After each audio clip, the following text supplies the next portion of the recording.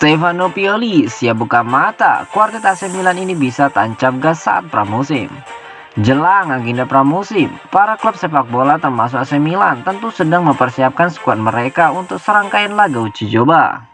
AC Milan sendiri akan memulai agenda pramusim mereka menghadapi FC Cologne di ajang Telekom Cup pada pertengahan Juli nanti. Selanjutnya skuad rossoneri akan terbang ke Hungaria untuk menghadapi Zalgiris. Dilanjut Olympique Marseille setelah jeda latihan musim panas. Dalam menghadapi musim 2022-2023 yang tinggal sebentar lagi, AC Milan tetap akan berbenah meski telah menggondol Scudetto Liga Italia beberapa waktu lalu. Banyak pemain ingin memanfaatkan laga-laga pramusim untuk unjuk gigi di hadapan pelatih dan penggemar. Seperti klub sepak bola pada umumnya, AC Milan juga memiliki sederet pemain potensial yang bisa membuka mata Stefano Pioli jelang musim 2022-2023. Dengan membuktikan diri, mereka pun berpeluang besar meraih tempat reguler di skuad rossoneri nantinya. Siapa saja? Yassine Adli, gelandang muda yang berusia 21 tahun itu baru saja dibawa pulang AC Milan dari klub yang selama ini meminjamnya, Bordeaux. Langsung disekolahkan usai dibeli pada musim panas lalu. Yassine Adli mendapat tambahan ilmu dan pengalaman berharga bersama raksasa Prancis tersebut. Stefano Pioli pun punya tugas besar untuk memantau perkembangannya selama sesi latihan sebelum menyerahkan rapornya ke manajemen klub. Sesi pramusim juga akan menjadi ajang untuk kebolehan Yassine Adli yang bisa menentukan nasibnya di AC Milan kelak. Pasalnya ada kemungkinan ia akan dilepas lagi sebagai pemain pinjaman musim depan apabila tak masuk rencana Stefano Pioli untuk musim 2022-2023. Bicara soal peluang, Yassine Adli tentu akan menambah kekuatan AC Milan di lini tengah mereka bersama para pemain muda lainnya.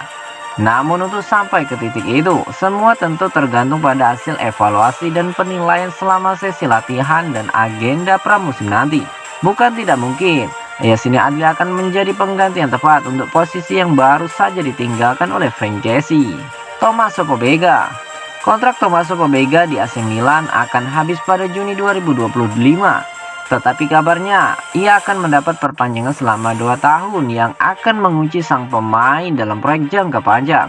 Sebagai pinjaman di Torino, pemain yang satu ini pun mencatatkan penampilan apik hingga mendapat kepercayaan diri dari sang pelatih, Ivan Juric. Bermain di laga-laga pramusim akan membuat Tommaso Pobega belajar lebih banyak hal, terutama beradaptasi dengan sistem yang dipakai AC Milan saat ini. Selain itu, ia akan jadi solusi yang lumayan jika Stefano Pioli ingin melakukan rotasi pemain di skuad asuhannya. Daniel Maldini. Selanjutnya ada nama yang pastinya sudah populer di telinga para penggemar rossoneri. Ya, itu adalah putra Paolo Maldini. Sudah bukan rahasia lagi bahwa terah keluarga Maldini sudah mendarah daging di AC Milan. Bahkan saat ini Daniel termasuk pemain muda berusia awal 20 tahunan dengan nilai tertinggi di klub. Untuk itu, demi menancapkan namanya yang lebih kuat di daftar pemain andalan Stefano Pioli musim depan, ia harus mampu menampilkan permainan gemilang di sesi pramusim. Marco Lazzetti, salah satu pemain yang harus mendapat kesempatan unjuk gigi lantaran cukup lama menganggur usai direkrut oleh AC Milan pada Januari 2022. Hanya beberapa kali tampil di level Primavera, ia masih punya misi besar untuk mencicipi panggung Serie A bersama tim utama dan misi tersebut mungkin bisa terwujud jika ia tampil apik saat pramusim.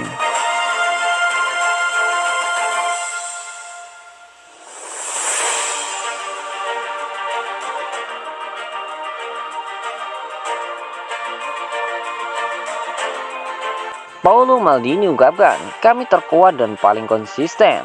Dalam wawancara terbarunya, Paolo Maldini menyebut momen mana yang paling berat dialami oleh AC Milan dalam keberhasilan meraih Scudetto musim kemarin. Rossoneri menggeser rival kotanya Inter Milan di babak-babak akhir kompetisi. Dalam tanya jawab dengan media di AZ, Maldini menegaskan jika AC Milan lebih kuat dan paling konsisten di liga, kami lebih kuat. paling konsisten. Kami menjaga kepala kami dan lebih siap untuk bereaksi terhadap kesulitan, tegas Maldini kepada The ASEAN. Jika kami tersandung melawan Atalanta, Fiorentina atau Verona, kami tak akan memenangkan Scudetto. Banyak yang menyalahkan kekalahan 2-1 Inter Milan dari Bolonya sebagai momen penentu keberhasilan Milan meraih gelar Serie A. Jangan lupa kami kehilangan 2 poin di kandang melawan Bolonya. Jadi siapapun yang mengira ada pertandingan mudah di 2022 akan mendapat kejutan yang tak menyenangkan, kata legenda klub itu. Milan tersingkir dari Liga Champions di babak grup, sementara Inter kehilangan banyak poin selama pertandingan babak 16 besar Februari melawan Liverpool. Namun Maldini memastikan tak adil untuk mengatakan bahwa Rossoneri memiliki keuntungan dari momen tersebut. Kami kembali dari liburan Natal dan bermain melawan Roma dengan 10 pemain absen antara cedera dan COVID-19. Mungkin itu adalah momen terberat bagi kami, tetapi kami mengatasi rintangan itu dengan cara yang hebat, tutup sang direktur. Milan mengalahkan Roma 3-1 pada 6 Januari lalu. Meski tendangan penalti Zlatan Ibrahimovic bisa diselamatkan oleh Rui Patricio.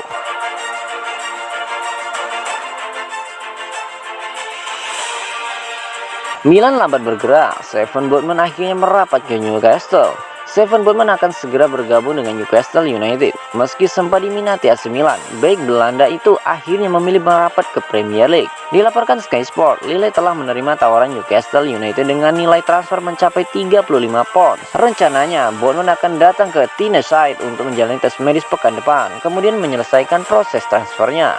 Botman sebetulnya sudah diincar Newcastle sejak Januari lalu, namun proses negosiasi yang ada berjalan rumit. Belum lagi adanya persaingan dari klub lain seperti Milan yang juga meminati bek 22 tahun itu. Keberhasilan Newcastle menggait Botman diyakini juga terbantu dengan terlambatnya pergerakan Milan untuk mendapatkan pemain kelahiran Belanda tersebut. Hal itu tak lepas dari friksi yang terjadi di internal Rossoneri. La Repubblica melaporkan Elliott manajemen merasa harga Botman masih kemahalan. Padahal Paolo Maldini menilai pemain asal Belanda itu akan menjadi tambahan berharga untuk Milan. Botman akhirnya memilih Newcastle yang lebih proaktif dan menunjukkan keseriusan, sementara Milan tak kunjung mengambil sikap. Tersendatnya pergerakan Milan diyakini juga imbas dari proses pindah tangan yang belum tuntas. Redbird Capital memang sudah diumumkan akan menjadi pemilik baru, namun akuisisi tak akan selesai sebelum September. Oleh sebab itu, Elliott manajemen masih menjadi pengambil keputusan hingga kini, sementara Paolo Maldini dan Ricky Massara hanya bisa bernegosiasi sesuai arahan firma investasi asal Amerika Serikat tersebut.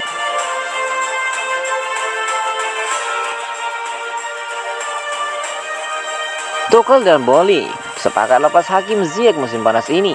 The Blues mengeluarkan 33,3 juta pounds atau 606 miliar rupiah untuk mendaratkan pemain internasional Maroko tersebut dari Ajax pada 2020 lalu. Akan tetapi Hakim Ziyech tak mampu memberikan penampilan impresif secara konsisten di Stamford Bridge. Padahal Ziyech menghabiskan 4 musim yang mengesankan di Ajax, di mana ia menjaringkan 49 gol dalam 165 pertandingan dan membantu tim Erik ten Hag tersebut untuk menjuarai Eredivisie serta mencapai semifinal Liga Champions. Namun setelah bergabung ke Chelsea, ia harus berjuang untuk mendapatkan tempat di tim utama. Dia hanya bermain 14 kali dari 38 pertandingan Premier League musim lalu dan sama sekali tak tampil di Liga Champions. The Blues pun terindikasi siap melepas Hakim Ziyech dengan mengincar seorang winger musim panas ini. Seperti diketahui, pasukan Thomas Tuchel itu berusaha mendaratkan Raheem Sterling dari Manchester City, sementara Ousmane Dembele juga masuk dalam radar mereka.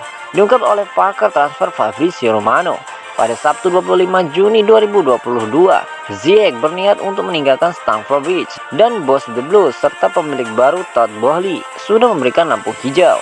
Diklaim juga bahwa Ziyech sudah membuka pembicaraan dengan AC Milan dan sang winger pun terbuka untuk merasakan rumput di Italia musim depan.